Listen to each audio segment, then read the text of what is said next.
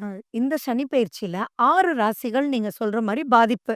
7 சனி, ஜென்ம சனி, அஷ்டமத்து சனி இந்த மாரி போயிட்டே இருக்கு. ஆனா அவங்க எல்லாருமே தயவு செஞ்சு பயப்படாதீங்க. ஏன் இந்த வார்த்தை அப்டின்னா, சுய ஜாதகத்துல சனி சம்மந்தப்பட்டிருந்தா கண்டிப்பா நீங்க எச்சரிக்கையா இருக்கணும். சனி எப்படி சம்மந்தப்படும்? சனி திசையா இருக்கலாம், சனி புத்தியா இருக்கலாம், சனி அந்தரமா இருக்கலாம், சனி சித்திரமா கூட இருக்கலாம். அப்படி இருக்கும்போது சனி தாக்கம் அதிகமா இருக்கும். அதே மாதிரி குருனுடைய பார்வை உங்க ஜாதகத்துல ரொம்ப நல்லா இருந்தது அப்படின்னா, கொஞ்சம் கூட கவலையே பட வேண்டாம். இப்போ பயங்கர காய்ச்சல். ஆனா ஃபேமிலி டாக்டர் இங்கே இருக்காருன்னு கவலைப்படுவோமா? கவலைப்பட மாட்டோம் இல்லையா? போனோம், டேப்லெட் சாப்பிட்டோம், 2 நாள்ல வேலைக்கு போறோம்டா அப்படின்ற மாரி ஆயிடும். அப்ப அவங்களும் பயப்பட வேண்டிய அவசியங்கள் இல்ல. அதே மாரி இப்ப நடக்கிற திசா புத்தி வந்து ஃபேவரபிளா இருக்குன்னு வச்சுக்கோங்க. அவங்களுமே கவலைப்பட வேண்டியதில்ல.